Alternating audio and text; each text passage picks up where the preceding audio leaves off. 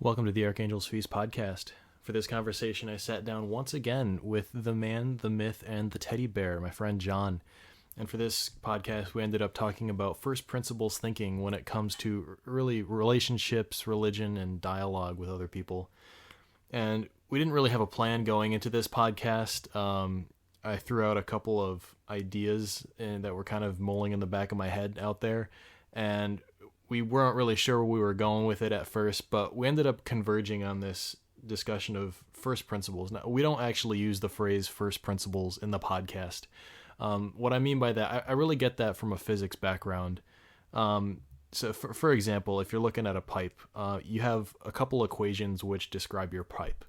And you might have derived them from Bernoulli's equation, which, might be useful for pipes in general, with fluid that has an inviscid flow, for example.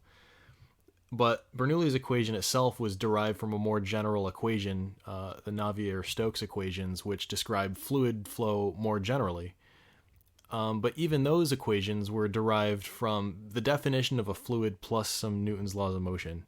So really, your equation for your pipe ultimately came from the first principles of Newton's laws of motion plus the definition of a fluid. But you wouldn't have been able to derive your equation if you didn't have some more situational equations to help you get there. And so I take this way of thinking when it comes to, relationships, and when I think about dialogue with other people. I try and, understand the situation from a sort of principled perspective. And that's just my instinct, and that's kind of what I get from a physics background. And I think when I talk to people about this, there's some confusion about the vocabulary and what I mean, and just the skepticism of the whole project. And so I think we went through those growing pains, but I think we also converged towards the end on, more of a place of understanding and a common vocabulary. So I hope you enjoy the ride as much as I did, and thanks for tuning in.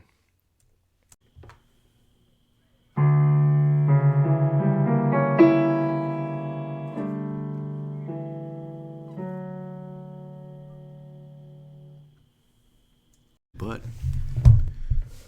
That's a butt. That was just comedic effect. Just a butt. Yeah. I actually just started recording, right?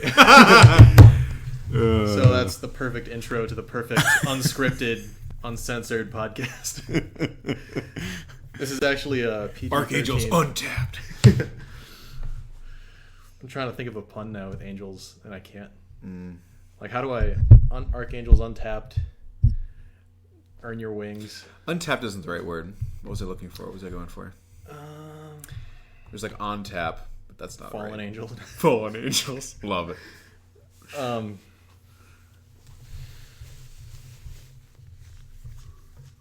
No video today. We're going back to the Dark Ages. Dark Ages. Yeah, I didn't. Where we bring my belong. tripod. I feel like it'd be chill, aside from like dying from toothaches. Toothaches? Yeah, the Dark Ages. Oh. It It would also be chill this time of year. It would be very chill. Yeah, it would be quite brisk, as they say. Yeah. That sounds like something you could put in a mixed drink, right? Brisk. Like No, it's like what's the indelibly sketchiest- in what's my the head. sketchiest drink It's you like can the make? iced tea. There's no other brisk. No, I'm thinking like what Even if you when put- people say it feels brisk, that's the thing I think of is the iced tea. Yeah, no, we would get iced tea with pizza growing up. The brisk Yeah, brand? yeah, it was just like the big sheet pizza for the big. Because it was the family. one. It's the one that they had like on in the soda fountain, right? No, we drank ours out of a 2-liter bottle. Oh, Like normal yeah. people. Well, yeah, they make them that way too. I don't know. I just You ever see remember Idiocracy? it being something you could like dispense at a soda fountain. You know? Oh, like at McDonald's. Yeah. Oh, It was no, like no, the no. non-soda option. We would bring the pizza home, but not the soda dispenser. So we got a 2-liter bottle instead. That's a shame. Just It's really thinking with our heads. it's really great to bring the dispenser home. Yeah, it's really good to bring tripods too. So this is unscripted. I have 2 topics in mind. Prompts. Yeah, we could talk about cookie cutters or middle management. Cookie cutters. These are all cryptic Yeah, that's pretty keywords. cryptic. You better go for cookie cutter. I kind of want to do that one too. All right. Because I think there's cookie cutter answers for cookie cutter questions. Oh, okay. But what happens if you don't have a cookie cutter question? It means you gotta use a different. So you're asking for a cookie cutter answer to a non-cookie cutter question? I think people give cookie cutter answers to non-cookie cutter questions. We need an abbreviation here. CC. C2. Yeah, I know. There's a lot of syllables. R2C2. Okay. So let me ask a question, because I think there's been a lot of modern ideas that have come out since like Aquinas. People have thought of a lot of things. Modernity is a long range in that case, but yeah, okay, sure. A lot of thoughts. Since the Dark Ages. Since the day. Back in the day. Yeah. Back, I can't say in my day, more like someone else's day. Back in someone else's day. Where, for example, I think a lot of conservative arguments nowadays, if you're thinking like politics, right? Okay. I think there's a sort of Darwinian logic in a lot of conservative thinking now, which is there's big complicated institutions, for example, which have developed over the due to market pressures and needs, and all these complicated, kind of messy, not perfect, but complicated structures arose and developed over the sort of environmental pressure. And so if you want to change a big, complicated, messy institution, right, you don't know exactly why it's there. It kind of the complexity evolved over time. Sure. And so there's a Darwinian case for modern conservative arguments, which is, look, you can't just upend a culture or an institution on a whim because you think you look at a problem and say, oh, this needs to change right now. And that's maybe a liberal type of argument. But the conservative case is like, it's so big and complicated, we don't know how it works. We don't know if we could just upend the thing. Are you sure that's being fair to the conservative position? I think that's part of a lot of conservative arguments now. Wow, it must be a really modern construction. I mean, the way I understand conservatism is just like kind of that baseline principle, which is, keeping the government only as large as is necessary, and then the squabbles come at what's necessary, and that there's that principle of subsidiarity, which is local government is better government. And of course, this doesn't subsume the whole conservative message, but these are, big principles in it. And I'm not sure that speaks to like. My reaction is to like the idea of sort of laziness toward change simply because of a kind of looking at a large, complicated organizational structure and saying, well, we can't possibly understand it enough to change it intelligently, so we ought not to. I don't know that that's really what's going on there. I think it's more that because I think there are big sweeping calls for change in the conservative movement, which usually are blowing up certain facets of the big complicated organism.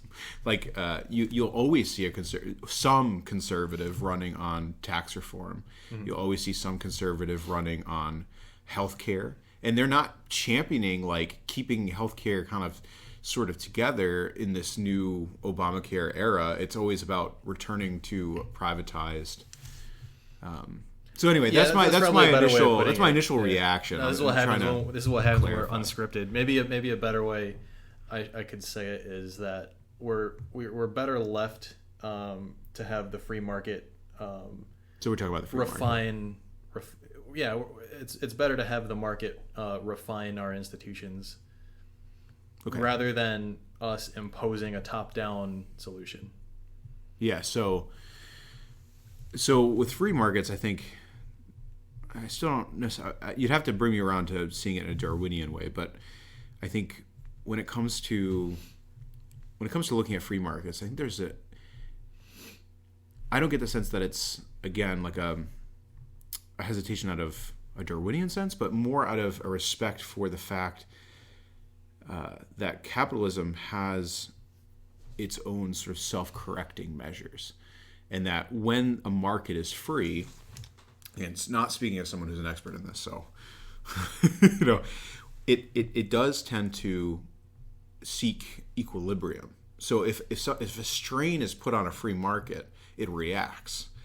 Supply and demand are on a constant sort of dance, if you will, some kind of reaction to one another. And we have seen in this historical period, Ben Shapiro says this a lot, so but I think it's a fair observation, which is there has never been a period of growth economically like we've seen, which is the fruit of the free market post the Industrial Revolution. I mean, the freer the market, the more progress, the more exponential progress there's been. And those who seek to regulate often stunt that progress. So it's kind of a paradox in a way, because those who seek a progressive mentality are not necessarily looking at, they're looking at more of a bleeding heart situation where, because the market has a sort of impersonalism, they want to find a way to corral that dimension of the market to make it more considerate, I guess, of individuals. But when you do impact a market, it does react. So that's the main principle. I guess that's what I was saying. It evolves in response to its environment, and if it sees a niche, it'll maybe try and fill it. And that's actually evolutionary language of ecological niches getting filled by a new species. I can't even talk right now. I guess I don't want to get bogged down. I don't want to get too hung up on that point, but maybe it is, because I'm trying to say that there's modern ideas that tend to shape our way of thinking, and you're saying no. So maybe this will be a good conversation after all. I guess another thing I was thinking of was statistics, where at the time of Thomas Aquinas, for example, like, people didn't think statistically. Sure. And that's huge, when it comes to our like modern understanding of everything from personality to finance to the economy. Like, statistics is just a huge modern invention that is super useful, and it helps us see things with more clarity. Absolutely. And so there's got to be, well, first of all, there's got to be a balance here if we want to integrate new but useful tools into an older way of thinking. So, not knowing exactly where you're going with this, I would say a couple of things come to mind. One, this kind of hits on the larger topic that we've talked about tangentially, which is the difference between empirical thinking and philosophical thinking, which is interesting and a fun path to trod down. I think one thing that can be said is statistics in its rigor is very much born out of the scientific method. It's born out of the whole notion of capturing data in a scientific way. Yeah, large groups of it and noticing the trends. Yeah. And what's interesting about that development is how much it seeks to usurp the whole body of knowledge. When it's kind of understandable in a way. The power of statistics is really awesome.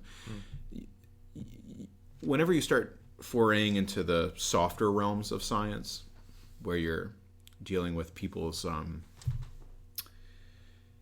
the many variables. So when you're giving someone something to fill out, are you incentivizing them? How much of them filling that out has to do with the incentive? How much of it has to do with like a psychology test, depending on how you ask the questions? Yeah, there's a myriad number of factors with polling and the motivation of people coming to it, the circumstances which are hard to isolate. In a purely, in the best scientific manner, you seek to eliminate as many of those variables as possible, so that you have kind of a pure, I don't have the language, but a purer sort of test group.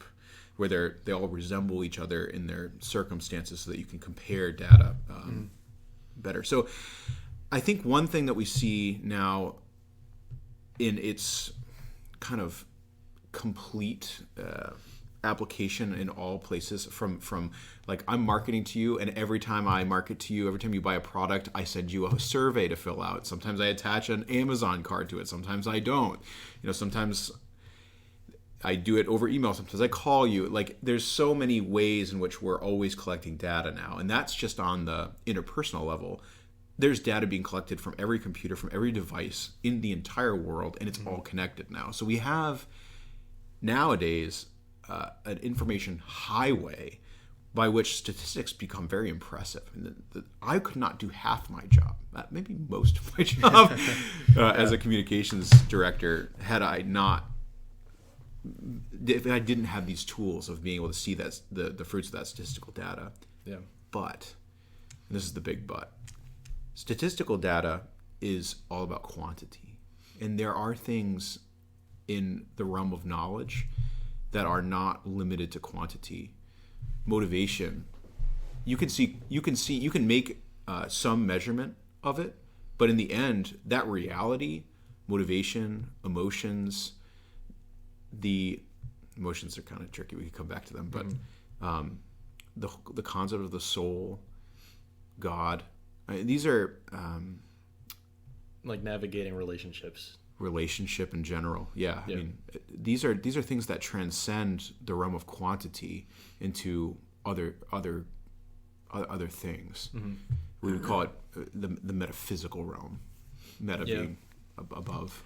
This is kind of my case against materialism that I was trying to articulate with Mike in our third podcast, which was physics isn't like was that the group one? No, that was the one right after. Okay. We just had this super abstract conversation. I don't know if I ever actually don't. It's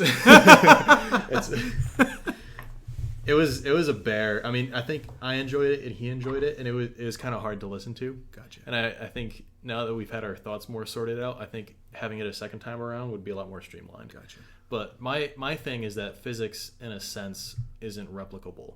Like the whole ladder of abstraction that physics claims to be, you can start at the bottom with atoms and molecules and build your way up to organisms, and once you reach the human level, let's say you're at the top of the ladder, if you try to climb back down a ladder, you might go down an entirely different ladder. You might go down an ethics ladder. No, I've definitely heard at least the first part of this, because I remember you describing the quest, which is to find sort of like what's down there at the basic level, and begin to kind of climb that ladder.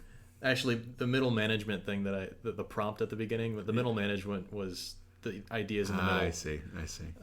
Because I don't think we do that enough. I don't think we try to understand them enough when it comes to social truths and moral. Point being, like, just to finish one train of thought, is if you built your way up starting with physics. You start at the bottom with atoms and molecules and organs and organisms, and now we get to this human and social level. But when you look at the human experience, it's like I might just have a situation where I really just care about the moral description of things in this situation, or I might just care about my relationships in this circumstance. And so then I gotta appeal to moral principles to navigate this situation. So that's what I mean by going back down a different ladder. So you can start by going up the physics ladder, and then you reach the level of human experience in regular everyday experiences, but then you might have a moral situation where you got to go down a moral ladder. And then all of a sudden you're dealing with a whole different set of principles to the universe, which it doesn't marry with physics. Like, they're just different sets of principles for the same situation. Yeah, see, I think I might fundamentally disagree that you can actually get to the level of human experience from a ladder that is empiricist. That's the proposition. That's the atheist or materialistic proposition, though. And you could disagree with different premises. How do you? I mean, really, in the end, I think you have to grapple with the consciousness issue. Mm-hmm. And it's tough. It's tough because you end up with like a bunch of paradoxes and things that are hard for you can attempt to explain it from an empiricist perspective, which is this level of complexity and the brain structure and all these various I would love things. to do a consciousness talk at one point with you, because it sounds like you're coming from a philosophical and theological tradition. Yeah, I mean, I am. And yeah, I would try and read up on some experiments that I'm vaguely aware of, and just brush up on the details, and then kind of come into the conversation with that and just see what happens. Yeah, it would be fun. Future conversation. I'm also not an expert in these fields, so it's hard for me. Me neither. Knowing that I could step into a realm where someone could easily say, well, that's just wrong, and I'd be like, yeah, okay, that's probably true. Yeah. There's a humility necessary in these areas, because there are whole fields devoted to. I'm sure someone or many people out there, or at least a small many, study consciousness in an empiricist model and have thoughts and ideas related to it, and that are statistics driven, and have a lot of really insightful things to say about what our makeup, what our chemistry and our biology contribute to that. My only point is that can't account for everything. I would tend to think the whole so, idea too. of life is not something that in the end you can observe it, but its existence is inexplicable on a statistical level. This is turning into the middle management conversation, actually. So be it. So be it. All right. Because actually, when it comes to evangelization, for example, I think there's a lack of ideas in the middle. And when you want to say something is just fundamentally a mystery. So let's back up one Yeah. before you set this up, because I think for me sometimes I'm still not clear about what the middle is. So give a little bit more of an overview about what you mean by the middle when you say that. I was gonna try and do that. So set it up for our listeners. Yeah. So in let's say you have a messy room and you want to clean your room. It's pretty easy to see a sort of hierarchy of ethical principles, where it's I gotta put this piece of cloth into that drawer. Which means, well, I gotta keep a clean room, and maybe that's an idea underneath. Well, I gotta generally keep my living space clean. I gotta keep my life in order. There's a whole hierarchy of ideas that are manifesting in this moment. So what is at the bottom of that? The bottom of that is I got to put this piece of clothing in the drawer. Okay. At the top is I got to keep my life in order. So why is that at the bottom and why is that at the top? Help me understand. Top and bottom. I don't have any rhyme or reason. So the greatest level of abstraction is at the top? Yes. Okay. And the most practical it's the situational truth, or situational behavior, or it's the specific situation. Because sometimes I think it can be hard for me to apply this across. I'd say you're in the realm of. Well, I have some in this, specific there's a ideas moral in realm. mind. There's the physical realm. Yeah. Do you perceive that this model applies across those different realms? Well, let me explain to you where I developed this idea. Sure. So maybe one more example of baseball, where it's very clear, the whole hierarchy is very clear. If you're fielding a ground ball and you're practicing fielding ground balls and your legs are kind of stiff, the coach is going to say, hey, keep your butt down. Right? And the idea is, well, keeping your butt down helps me field ground balls, and fielding ground balls helps me get outs, and getting outs stops the other team from getting points, and stopping the other team from getting points helps us win the game. The whole hierarchy is pretty clear in a sport, where I developed this idea that we have hierarchies of ideas. Well, it comes from physics and psychology. And these are actually classes I took in college. I'm not talking about me being an amateur psychologist. I mean I actually learned stuff. Learned in the class, sure. Yeah. Well, in physics, I think I articulated it already, which is at the bottom we have a few particles which obey a few fundamental laws, and they follow those fundamental laws pretty closely. And then above that we have chemistry, let's say.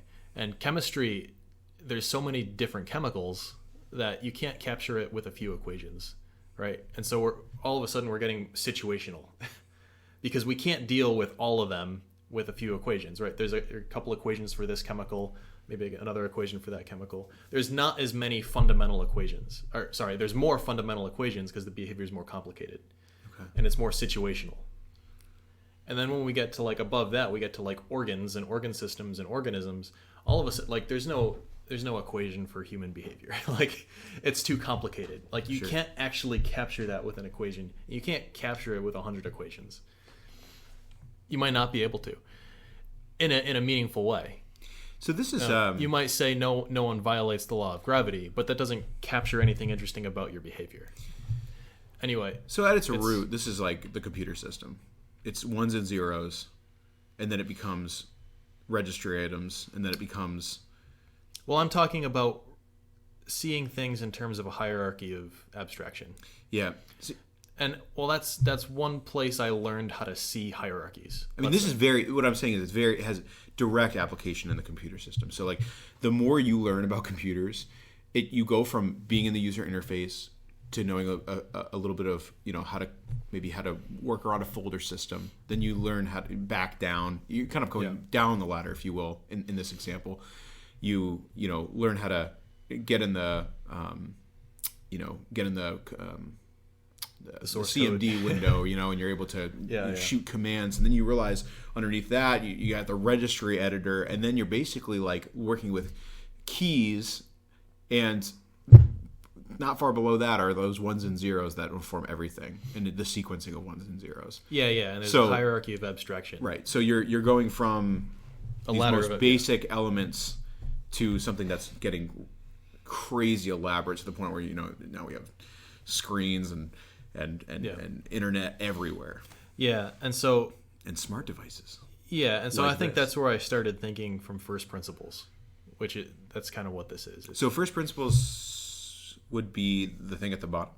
Yeah, that's the first underlying principle. Can you give that a succinct definition if I was to press you? I don't think so. I'm driving at something, that's why. That's why I'm questioning you. I don't think so. I don't quite know what I mean by, like, I don't quite know what an abstraction is. Like, I'm not entirely clear. Like, I can recognize when people are having a more abstract conversation or a more concrete conversation. Sure. And I could distinguish between, abstract ideas and concrete ideas. Or, like, I could look at a car and say, well, a car, that's an abstraction. Like, there's so many different kinds of cars. Which car are you talking about? I don't know. I'm just saying I saw a car. Is abstraction to you synonymous with complexity? I think abstraction arises out of a need to navigate a complex world. Okay. Or the human level of experience is so complicated that we have to talk in abstractions because they're short, understandable statements. So if I'm reading an email at work, like I'm looking at pixels and I'm looking at a computer screen, but I don't see the computer screen and I don't see pixels. I see what they mean. And that's an abstraction. Like you're putting symbols up on the screen. I almost wonder if we could be more precise. I don't know if I can at the moment. I know. The reason why I'm reacting this way is because I think the idea of abstraction means something a little different to me, I'll say. Okay. I'll just keep it simple. To me than I'm hearing conceptualized here, which is maybe we can kind of plumb the depths of this a little bit. Sure. Abstraction to me is like when something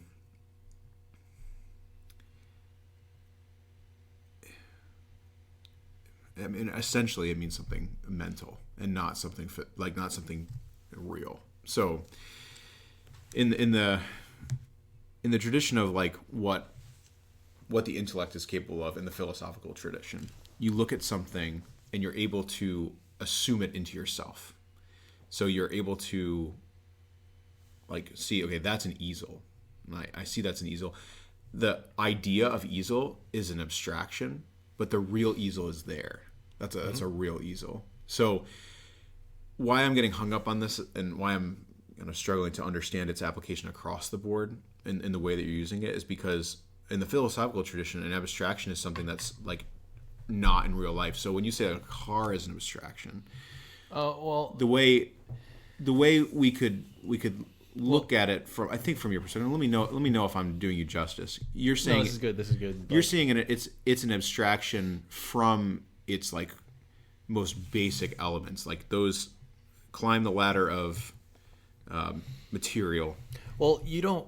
The reason I'm talking, I agree with you. Where an abstraction is an idea in our heads that we made up to talk about things. So would you say all words are made up? So is the car without a human reflecting on it, is it an abstraction or is it not an abstraction? No, I don't think things are abstractions. Okay, great, perfect. That's what I'm trying to understand. But I'm saying we come up with abstractions to talk about things, and Okay. that actually This has is to getting do. more This exciting. actually reflects in your like. You don't see that car. You see the abstract car, unless you look closely at it. Got it. So until you're actually looking closely at the thing itself, you see its abstraction. Beautiful. Okay, so I'm gonna put my cards on the table now. Okay. So in a perennial philosophy, like in the probably the most established philosophical tradition, which would be, we're counting out sort of the modern deconstructionist models, which, we're starting with where it's like, I think therefore I am, and that whole project of modern philosophy, which is like getting way underneath like the whole idea of assuming basic things. So like in the classical philosophical tradition, you can assume a few things, like that one thing will not be and not be at the same time. Sure.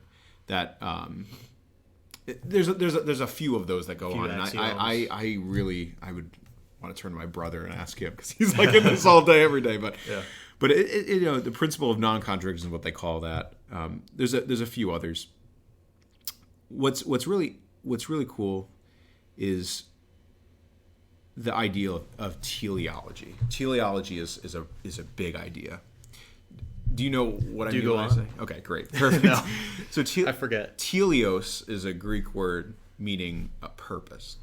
So the whole notion of purpose is probably like the most important fundamental philosophical idea that has ever been grappled with. And you see it break down in different philosophies, and it colors the whether there can be purpose or not is like an enormous divide in philosophy.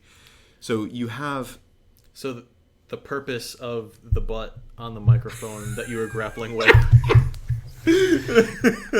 let me just say, is to illustrate the direction that the microphone is listening in. Awesome. So, yes. So whether or not a thing has like... you say purpose, I think... What this is ringing a bell for me is like final cause. Final cause. So that was the next thing I was about to say. So in Aquinas' sort of breakdown of causes, and you see that go back to Aristotle, you have the final cause, which is like the spiritual cause of things. Like it's any serious philosopher who's listening to this is groaning right now. But you'd have like the final cause being the thing, the purpose for that thing. Mm-hmm. So the final cause of that chair is to be a chair, meaning whatever a chair is for. In this case, to be sat on. Mm. So if the final cause of the butt is to illustrate the direction of listening in the mic. Sure. You're just gonna bring it back. Yeah, bring it back. I'm gonna try and put a Finding Nemo reference in here somewhere. This is what we used to do in honors class all the time. You touched the butt. I'm going to find a situation in this podcast, by the way, where that works. Okay, great. I'm going to be on the lookout. That's your task. That's my goal. That's your purpose. I now have a goal for this podcast. An explicitly stated task. So that's why Aquinas, when he's in the Summa, he is consumed in the Summa with the task of what is it to be a man. Right? He's consumed with what is it to be God, because he's always after the final cause of something. Mm. He's after that, and then he begins to build from there. So what I really want to point out in this is that your sort of your ordering or your ladder is upside down to the philosopher. The philosopher reasons back from the purpose that he sees in something back down to more detail. But it's a completely different, obviously, it's a completely different world. It's not dealing in statistics. It's dealing in, okay, this is my purpose. Now, if this is my purpose, how ought I to act? So if there's it's okay to think backwards, right? And what I mean by that is, look, if we had a perfect philosophy, like what's you ever heard of Laplace's demon? It's just imagine something that could know the location and velocity of every particle in the universe all at once. Oh, gosh. It's like, imagine we had some kind of philosophical equivalent of Laplace's demon, where it's like, let's say I have a total and complete philosophy. Does that make it? You look confused. Yeah, I am. Good. But imagine if we had a total and complete understanding of things, like we shouldn't find any contradictions. Like, I should be able to reason in one direction and then back in the other direction and still wind up in the same spot. Oh, sure. So this is just saying truth is truth. Or like fact is fact, as you might say. Yeah. Yeah. I came way around and made up my own concept to get there, but yeah. So like truth is truth no matter where it comes from. So that's why Aquinas, like when he's in the Summa, he just argues for everyone. He argues better for people, his opponents, better than they argue themselves. Their point. Did you talk about butts? You know, that would be a very interesting question. microphones. I don't know, but And not, microphones. We would not have talked about microphones. Microphone is it's a modern idea. It is. You would not have any concept of what a microphone would be. Oh man. Yeah, think about that for a minute. But this is just a thing for me where it seems like the idea of final causes and I don't know what other causes there are, but they should probably be connected. They are. No. So like, this is what's interesting to me is like when you talk about the car, I think the car is actually a really good example of this because the fact that we can refer to a car and know what each other means that on one level we're dealing with a sort of teleological or we're dealing with an understanding of cause. Like a car means something on a cause level. Like we know that what a car is for is to, go from one place to another. We know certain things about a car, certain basic things that are in each car, which is you've got an engine, you've got tires, you've got a steering wheel. And then it begins to break down the more specific you get because you're not actually dealing with the essence of a car, right? You're not dealing with the abstraction of know. You're dealing with the particular car. So then you might talk about a Ford, and a Ford is like one step below car, right? We know, and then there are similarities that are all about Fords, similarities that are all about Chevys, right? Yeah. So it might even be like when you start dealing with like the idea of trucks versus the idea of could truck be car, or is truck a different abstraction? This is perfect because this is I was gonna go here. This is this is the second place that I learned about the hierarchy thing, which actually goes back to final causes too in a really cool way. But it's in the human case. So I talked about the physics case of the hierarchy where it's, you build up, to the, let's say, human level of biological complexity. Yeah.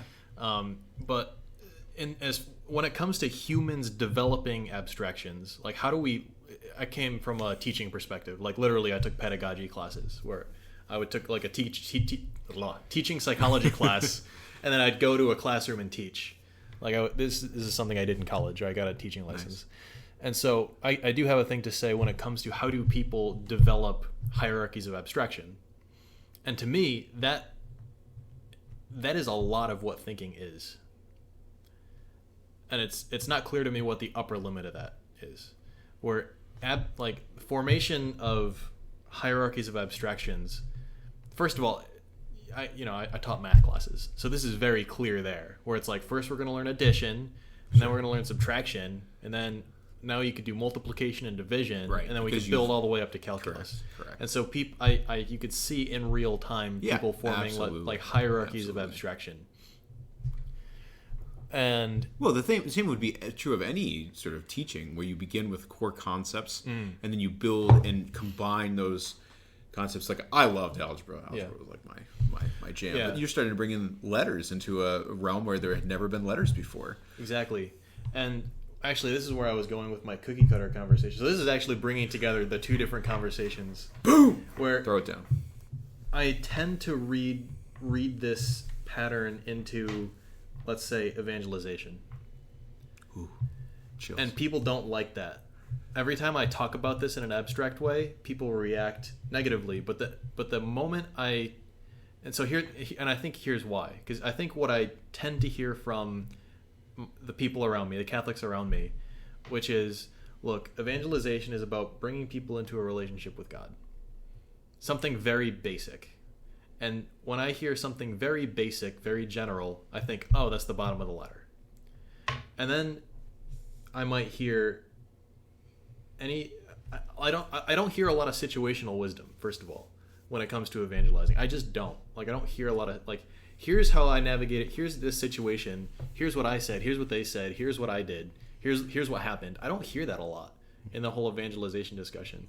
And then I think there's the whole middle management that's missing, that the church just doesn't articulate. And I think Bishop Barron does articulate some of the upper management, where it's a little bit better than you got to bring people into a relationship with God. I don't mean better, I mean like a little less abstract, where Bishop Barron talks about truth, beauty, goodness, the pillars of something or other, right? Yeah.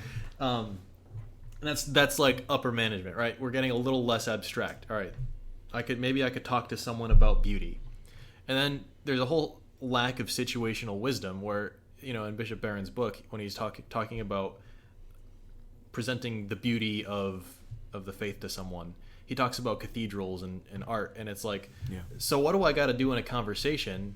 If I'm just reading the book, I got to show a person a picture of a cathedral that neither of us have ever seen. You know what I mean? Like, where's the situational wisdom? Yeah. So this is, I'm going to give you a very dissatisfactory answer. So are you ready? Yeah. Okay. I would posit that the whole task of evangelization is God's work. And this is where it gets really tough to talk about the middle here. It's because to have this paradigm means the only real work you can do is to become a more attractive individual. And I don't mean that just physically. That might help in some cases, but like, your starting point. I'm trying. Yeah, I know. You gave up your gym today for me. Yeah. So I mean, I don't know. Maybe I'm pulling you away from your evangelizing. Yeah. That guy's out of shape. He must have some really bad ideas. What's up with his butt? That was for you. We're getting there. Yeah. So we're almost at a touching reference. I want to say that line from Finding Nemo. I want to say the Finding Nemo line. We're almost there. We're getting there. We're working our way. We're gonna touch it. I hope people enjoy this as much as I do. So probably not. So anyway, I do. But I'm not that attractive. When we're approaching, so. You are massively attractive. Okay, so when let's pause on that. Tell me more. So when we're diving into this task of evangelization, you're going to notice a couple things. Right away, we start talking about Christ. We start talking about becoming a disciple of Christ, and the core, part of what I plan to talk about today when we meet is to become a disciple of Christ at its root, like in its Judaic tradition. To become a disciple is to literally become an imitation of that thing. So, or that person. So you're not just like learning how to do what he does. You're literally learning how to sound like him, speak like him, act like him, think like him. You take on that person. So when we talk about discipleship, our one goal, like the single goal that we start with, which I'm trying to figure out if this belongs at the top or the bottom of your but the goal is to become as close to Christ as possible. Now, sort of like, but you've not articulated, but it seems to me that you're implying that there's strategies for getting there. The only strategy needed to employ for evangelization is how do I become more like Christ? Yeah, but that seems like the top of a ladder to me. Yeah, no, I think that's right. And where you're telling me a story without details, yet the story of your life, which got you to this point, is filled with details. Sure. So, right. So, I mean, again, I'm thinking like a philosopher, so I'm starting at the top, which is not probably surprising. But what I don't really see... You're going to look at this, Stephen. Yeah. You're going to see everyone is going to have different things at the bottom. You know, the next right move for the person... it's wild talking about light to people who don't know physics. Like, they don't know what photons are. They don't know, like, they don't understand, like, leaves changing color is a really big mystery to people, and they don't get it. Like, they think there's, like, some red energy in the leaf that's just waiting to be released. I'm not kidding. I had this conversation. Never mind. No, it's fascinating. There's different stuff at different people with different bottoms. Yeah. if Michelle ever listens to this. So at the bottom, you're going to have very like things that are actionable based on that person. So, for instance, I'd say at the top, you want to become like Christ in order for others to be drawn to Christ. Okay?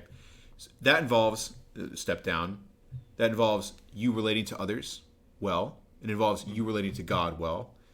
It involves like a series of different kinds of relationships. Probably now you're upper management. You're already getting a little less abstract. Yeah, we're getting a little bit lower. At the very bottom, let's go skip the middle for the purposes of continuity. Everyone skips the middle. I want to know what's there. For the purposes of continuity with everything that's come before. The very bottom is going to look like maybe I should go to counseling. Or maybe the next step for me is I need to take more time in prayer. Okay, so those are like the literally what you do next is going to end up in the bottom in your model, right? So we started up at the top, which is I need to be like Christ. Here it's the series of relationships. So how I relate to my family, how I relate to God, how I relate to my friends, how I relate to my coworkers, which is a huge one for me. Like that's a place that I struggle because I tend to look at the workday very utilitarian without a supernatural perspective, right? So I'm just like, I go to work and I'm a different person. I come out of work and I'm a different person, and that's not helping the most abstract level, which is to become like Christ, because there's a point where I'm not. Yeah. Step down from there, and you're gonna see different dimensions of that relationship. So there are with my friends, there might be maybe I'm not around as much, so time. Maybe I need to spend more time. Maybe I need to, shut up a little bit more when I'm around my friends, give them learn more about them. Maybe I need to be better at listening or things like that. So then you have these goals that are helping you toward the betterment of that relationship, which is then helping you toward becoming more like Christ, right? Take it down one more. And you're going to start to see a different segments even in that, which is like, okay, am I like a terrible listener everywhere? Like, is that something that's a project that needs to be in all of these? So then I start looking at, how these might relate to one another, like different relationships would relate to others, and they create more complex. There's more going on there, where like when I am a better friend in this way, I'm also a better family member.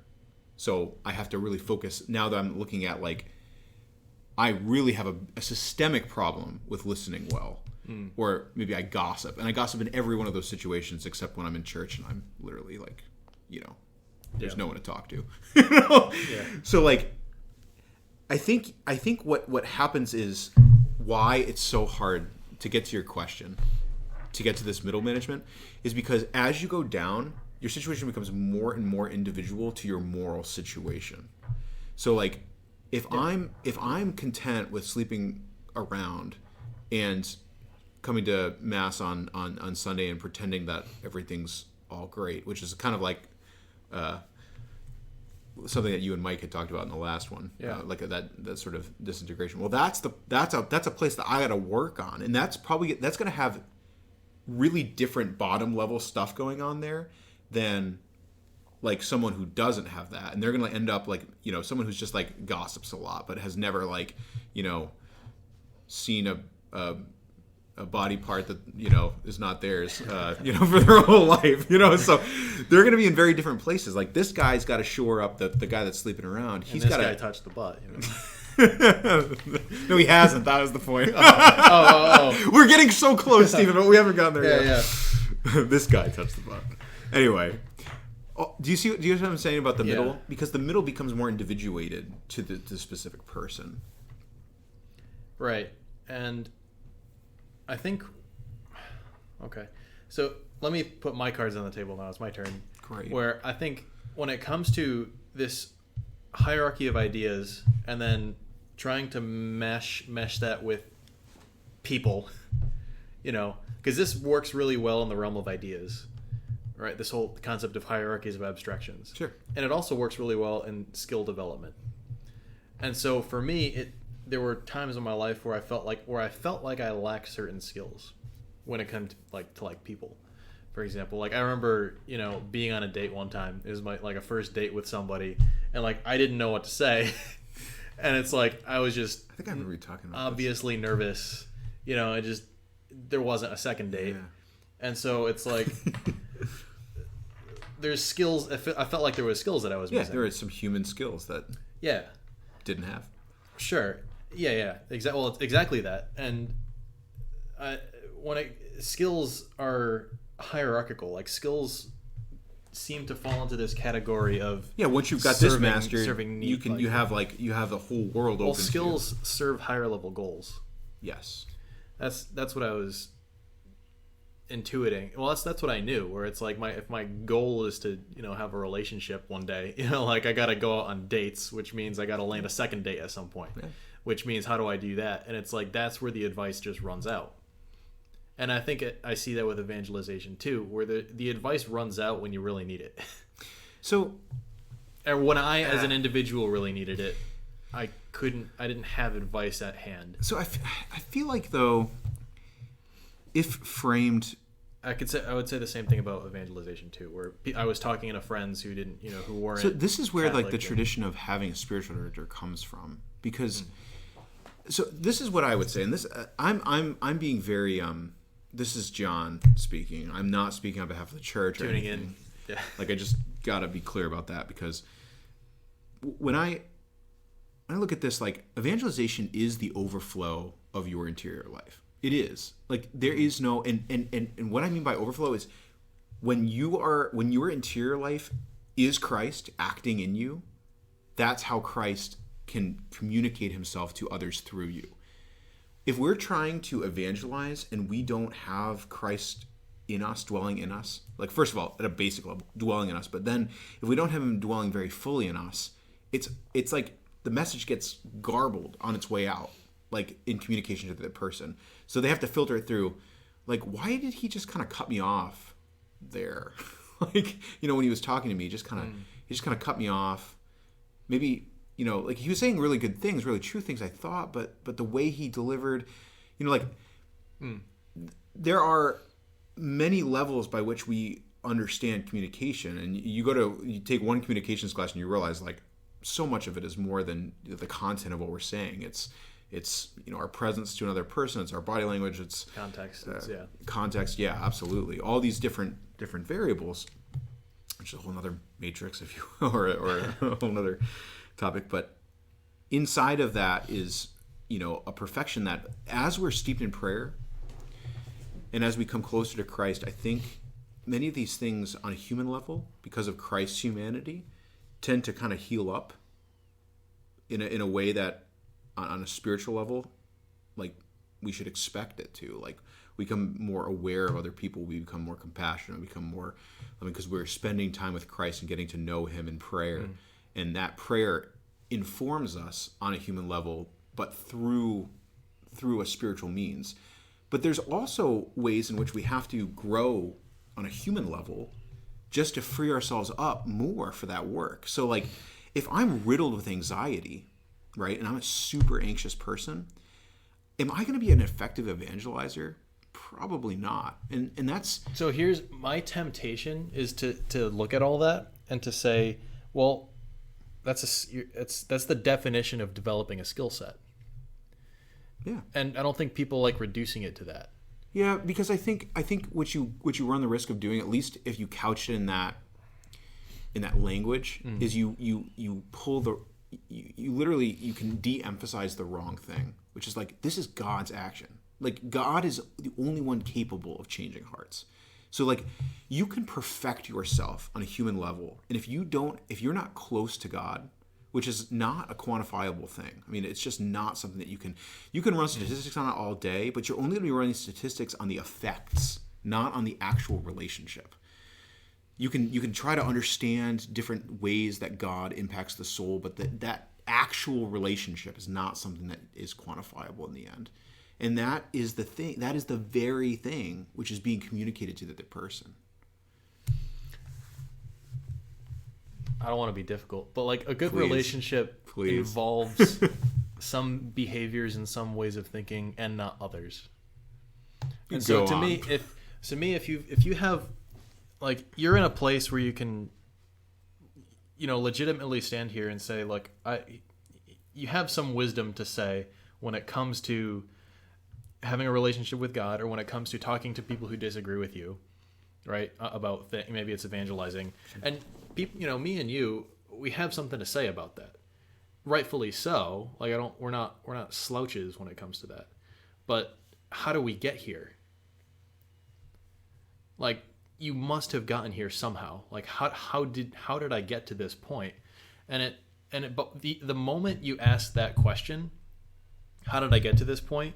It's like, I'm going to be looking at a bunch of snapshots of my life. It's like it's a moving picture film at 60 frames per second, and I could look at each frame and say, here's how this moment was influenced by the one before it, and I could say, it tells a story, and I could identify patterns, and I could say, well, I changed in this way. Like, my thoughts were modified in this way, and my behaviors were changed in this way. But that's developing a skill, and that's developing a hierarchy of ideas. It's developed, and the skills which serve a higher purpose, and the ideas which search for higher principles. It's all ladders of abstraction to me.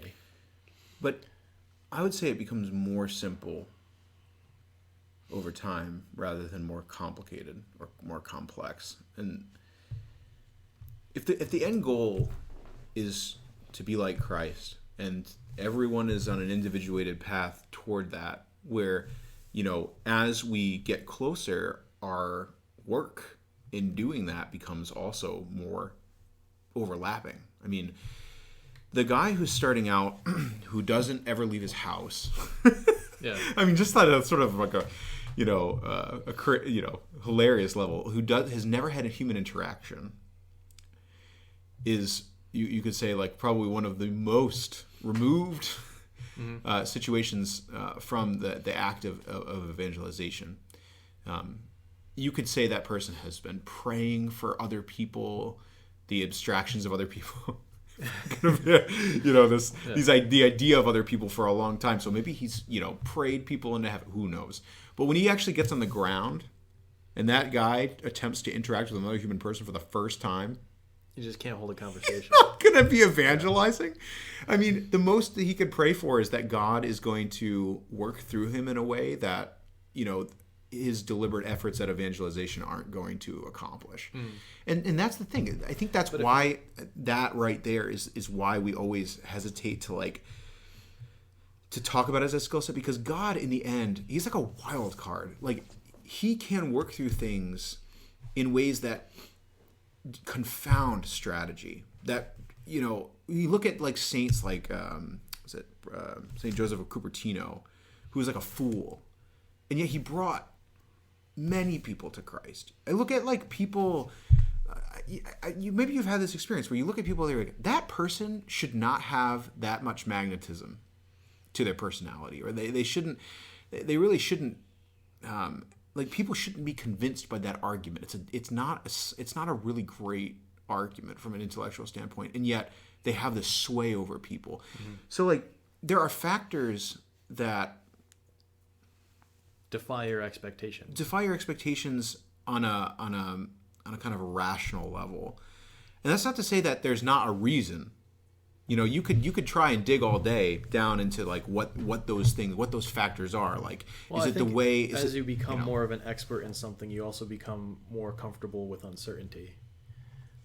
Yes. Where if I'm in a jazz band, and someone else plays the wrong note, I'll maybe if I'm really good at jazz, I could be like, oh well, he played the wrong note, but it was the right note in this other key, so I'm just going to change keys and turn that into the right note.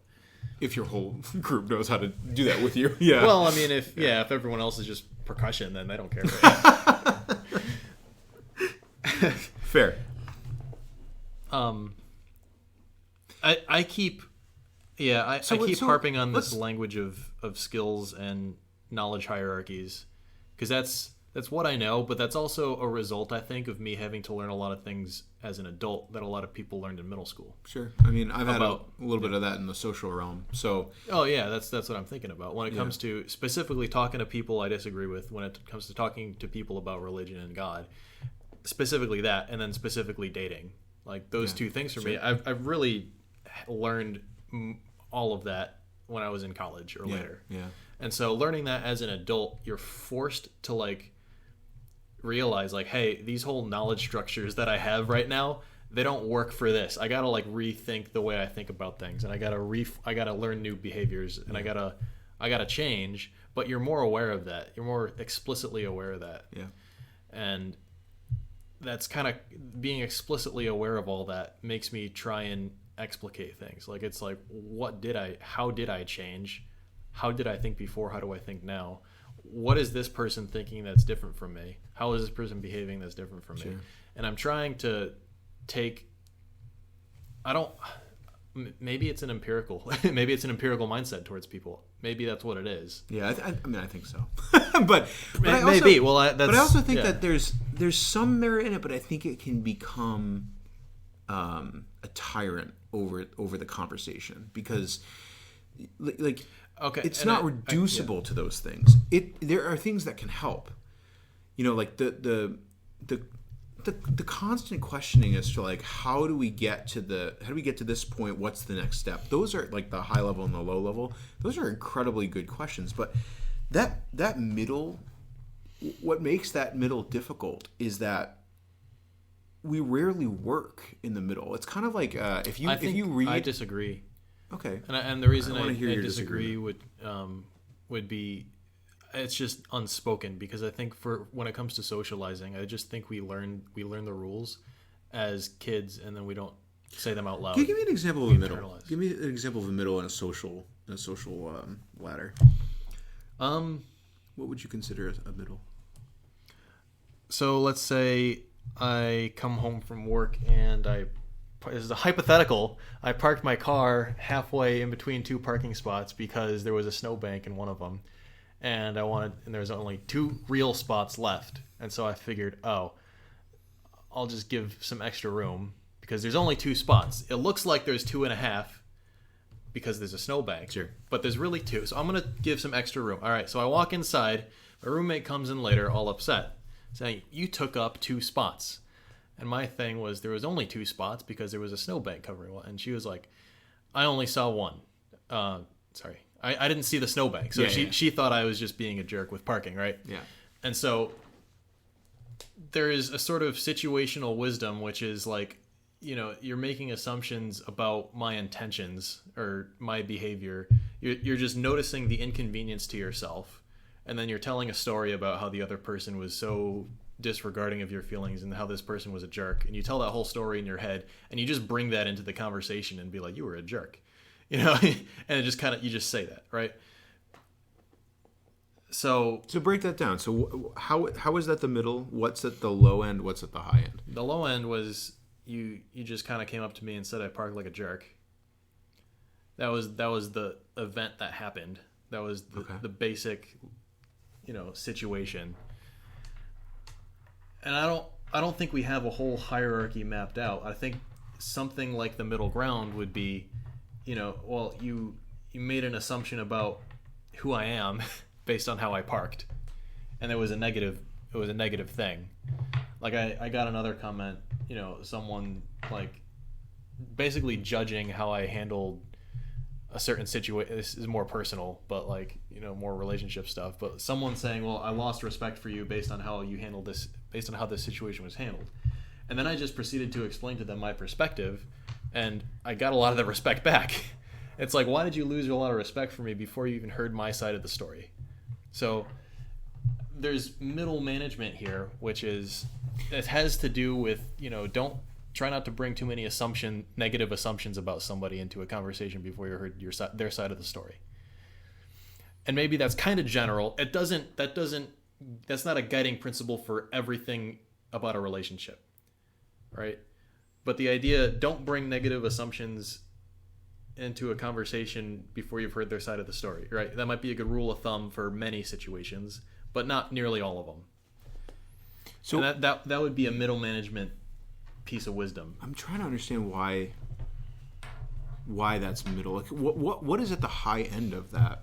I guess that's what I'm trying to understand. Right relationships with people. Okay. Something like that. Okay. It's how to maybe it's you're trying to figure out how to talk to people. Like, how do I dialogue? You're almost saying that You're almost saying that, like, in the relational realm, he touched the butt, and that was a no-no. We got there. Okay. All right. In the relational realm, the middle is the realm of wisdom. Yeah, and I think sort of maybe because a lot of the wisdom I hear when it comes to relationships and when it comes to talking about God is so high level that it's not situational. Yeah, it's almost like it's like a conversation of abstraction. And I think I said this towards the beginning too. It's like I don't hear a lot of situational wisdom when God is talking about religion. Okay, so it's like God is all good, God is all knowing, God is all loving. Yeah. Okay. So like you might hear like Ben Shapiro or somebody talk about this. It's like, when you're having a good conversation with someone, try and keep the conversation in terms of, reason and evidence. If you're talking about like a political policy, like talk about reason and evidence, don't make character attacks. Right. A subset of that is if you happen to have a negative feeling or negative assumption about somebody, try not to take that into the conversation before you've heard their side of the story. Right? That would be a subset of right. Yeah. But I don't hear a lot of these subsets. Like it seems to me like there's a lot of unspoken wisdom in the middle, is middle management. And when I try and articulate that in terms of a hierarchy of knowledge or a hierarchy of skills, I think people balk at it because, you can't talk about that when it comes to relationships. But the minute I actually say something wise, people are like, oh yeah, we knew that all along. So they have trouble getting from what? The minute I try to break down relationships, people balk. But when I say, "Hey, I'm trying to break down relationships, and I'm trying to break down how we talk to each other," and I'm trying to break it down, and when I say that, I almost think it's more of a linguistic reaction rather than one to what you're actually doing. I believe it, but the reason I keep trying to have these conversations is I'm trying to figure out where the discrepancy lies. Like, I literally think if you were to use different words than break down, I think you would actually probably see a lot of success. Like if you were to say, I'm trying to figure out what the words are. Sure. But I think we might be onto something. Maybe you'll think otherwise, but I think we're onto something where, like, the name of the podcast, by the way, is going to be Breaking Down Relationships and Dialogue. Breaking it down. Yep, this is the flow chart for all of your relationship needs. So, I think like looking at this, what we've kind of been calling the middle, and using a different language for it, knowing in your own mind that that's what we're talking about. I think you're doing exactly what I'm doing, by the way, which is thinking of a strategy for how to talk to people. Absolutely. Yeah. We can always do this meta game, Steven. We're good at this. We can always bring it back to the meta conversation. Yeah. When we did the one on communication, it was really fun. And, but there is, I think you can kind of say, like, there's whether it's conventional or non-conventional wisdom to be learned about sort of aspects of relationship. Did you just go there? You just went there. Got it. We beat the game. We used another word. So there are different aspects that you can bring to what it is to have good relationships. the wisdom of, how one ought to date is probably a higher level, like one. Now you're borrowing my phraseology now. I'm trying. How one ought to date. Like, what do you mean? How is somebody supposed to date? Okay. Like, okay, but don't. You know what I mean? Don't. Well, this is the whole conversation. Don't carry on about that, because that's literally how, like, we have. If you go into, did you ever have like a communications class in school? No. Okay. In case you can. So if you went, I was starting my MBA. I never finished, clearly. But if you go, one of the things you're going to get is a communications class, a leadership class, and things like this. And they teach you skills, and you're going to get like chapter 1, like body language, chapter 2, like inflection, chapter 3, eye contact, they're going to give you these sort of categorical pieces of wisdom of like the do's and don'ts. Like, it's not that they don't exist. Perhaps like it's not what you're tapped into, but they really do exist. Like, I learned a lot from that class. We watched Bill Clinton's tape of him like denying that he had what was her name? Monica Lewinsky. Yeah. He's like, I did not have sex with that. I'm not gonna say it. So it's, yeah, I know. I was really prompting you here. But like in that, we got to analyze like all these different cues and things, to the point where at the end of watching it, you're like, how could anyone ever believe he wasn't lying? Because you could like see observable facts, giving you a bone there, facts, like things that are like hard evidence based on a statistical level. Like, if you're doing this with your eyes, or you're looking up, looking up and to the right means something different than down to the left. Like, there are all these different things to learn about the mode of communication. That's going to give you some insight and help with being a better communicator. The whole idea of like, and I always say this. I say Jesus didn't have a phone. It's so frustrating. Like, I always say this because I'm like, I'm trying to be more like Christ, but he never had a phone. How would have Christ used this phone? I don't know how he'd use this phone. He didn't give me an example, right? So I have to rely on worldly wisdom to understand like what a good practice of a phone is in a balanced kind of normal way. And then I also have to then bounce that off of what I know about what it is to be a Catholic, a Christian, someone a follower of Christ. Like, and I have to see if those things gel. So I'm using different sources. I'm using conventional wisdom. I'm using things, and I'm combining those to understand at a higher level what it is to live like Christ. So, I mean, we're doing that middle all the time. And my point is simply that you can't I like how the vocabulary has changed, though. Like, you know what I mean? Like, the middle management, it's not there versus we're doing it all the time. But we are. But when we talk about it, like, I think we do talk about it more than you're giving it credit for, though. I mean, like, don't we take time to talk about, like, I think where I was coming skills? from was just a lack of skills myself and some kind of lack of advice, like in my own situation. The search for advice. When it comes to dating and when it comes to talking to people about God and religion. Gotcha. Or as trial by fire, where I was definitely at a point where I just didn't have certain social communication skills. Yeah. So that's kind of where I was coming from. And I just kind of see this pattern in evangelization sometimes, or I don't, like, if you had to write a book about the best knowledge that we can bring to bear for this effort, it's like, I don't think we have that book. And what would that book look like? Like, if you just had to make a guess at it, a pass? More situational wisdom. So it would be looking at examples of where conversations went right and wrong, and then identifying certain patterns based on those situations. So like the fruit of a trial and error. Yeah, but maybe in a way that takes people through the trial and error from someone else's perspective. You know, whoever the author is must have some perspectives on that trial period of that learning, getting knocked around, doing things right, doing things wrong, and then sourcing other examples. That's interesting. Not only his, but that's the so instead of coming at it from an abstracted level. Instead of coming at it from, we need to teach people like about these truth. are the principles. Yeah. This is how you should. Like these are the principles, and this is like these are the principles you should act on. Go act. No, and I don't want to knock Bishop Barron's book, for example. You know what I mean? Or I think it was a really great way to frame people's thinking at a high level. And that's great, but I think that's half the story. I see.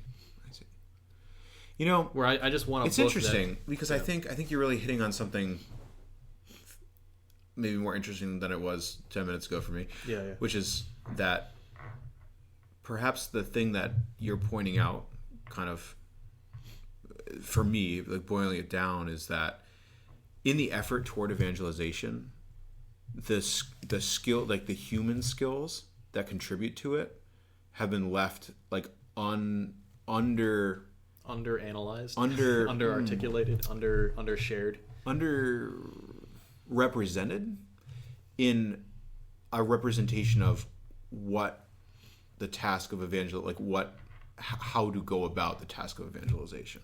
Oh, I think that's a great way of putting it.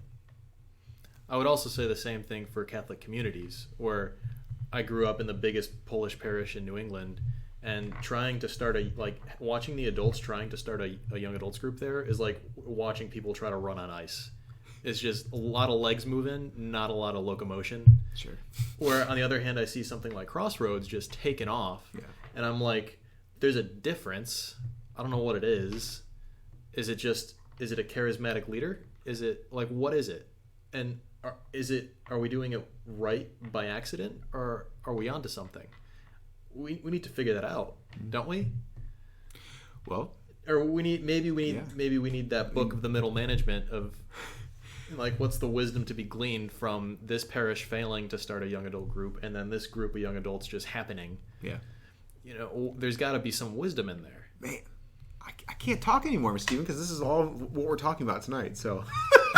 Oh, okay. I can't give you a sneak peek, all you listeners out there. TBD. No, but this is what I'm trying to hit on. This is actually not a. But I think it's just funny your language approaching it. Well, I think my language is coming from an analytical physics and education background. I think the layman's way of looking at this would be like, bro, like, give me some of your best practices. Like, that's like, well, actually that was a combination of like a weird familial place and also the business world, which is not what an average off the street dude would say. Yo, give me some best practices, man. Dude, we nailed the contract. We nailed it to the church door of Wittenberg. That can't go wrong, right? But in business they would call Combining it like, worlds, give me the right? best practices. What are the things that I would have to do 1,000 times to learn that you already learned? Give me those. And then, like, maybe on a non-business level. Well, that's like, what I mean. But I want to see I wish I had the book that laid out someone's journey in a way that I could. I don't know. Just and if he laid out his journey and that guy laid out his journey and she laid out her journey, what if I put all those books together? There's got to be something there that we haven't discovered yet as a church, or as. Maybe that's a provocative way of saying it. It is provocative. I would say that like, I don't think that it's something that's gone undiscovered by the church. But what I would say is this: the church spans centuries. Well, that was millennia, right? So it's understanding. Paul, Its understanding of modern man at any given time is always in delay, right? So the wisdom that it collects is always generations behind. And when a society that has smartphones for the last 20 years only, it's not going to have wisdom collected on this in the same speed that it collects on everything else. Well, this is my very first question about, do you want the cookie cutter or the middle management? And I said the cookie cutter was, do old ideas, how do they play with modern man? And what do we need to bring to bear for modern man? Like, do new ideas help? Like, do new, that's what I was getting at, and we touched on both of those things. Damn, we beat the game. It's like we won.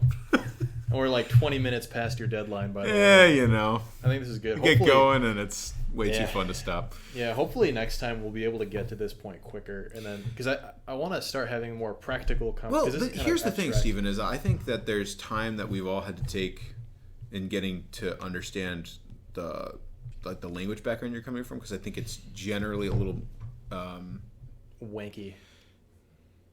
No, not no, janky. It's just it's different from a lot of the background that many of the rest of us have that have been in conversation with you. Well, so I think I'm. How did this get wet? Ew. See, that was a big distraction. I'm not going to explain what that was for you. I'll figure it out. It was water. Don't worry about it. I'm coming from a language structure and there's a word for it, in a subset of epistemology that makes sense to me. Yeah. And I'm projecting that onto these new situations that I want to talk about. Sure. And it's my way of throwing a structure onto the conversation where it's like we don't just want to get the right answers. We want to understand why we got the right answers. This is my crossroads thing. Like, why did this group get it right and why is this parish getting it wrong? Like, I don't want to get the right answer. I want to understand why we got it so we can it's replicate sustainable. Yeah. Like, you can't. How do we know crossroads is sustaceable if we got it right by accident? Sure. And I'm not saying we did. I'm just saying I'm asking these questions.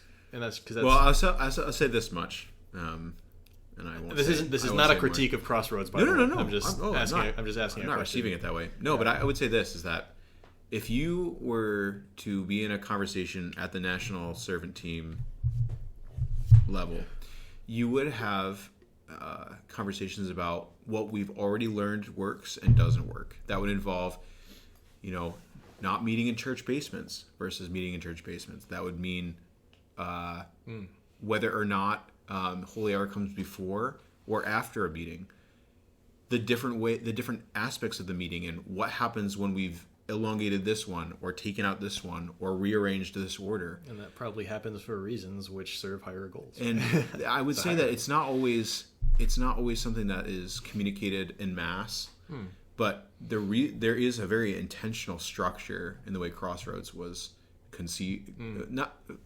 I would say formed. I wouldn't say conceived, because all these details at the beginning didn't matter because we were only at the high level, which was we want to make young adult disciples of Christ that will invigorate the local church. Okay. So then it's like, well, how do we do that?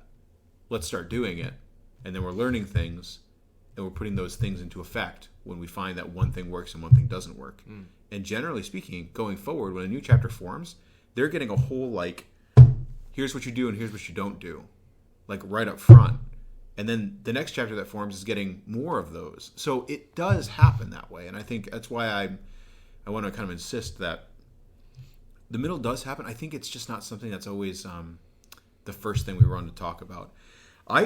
No, it's not, but it's if I'm lacking situational wisdom for my situation, that's the first thing I notice about my situation. That's true. That's true.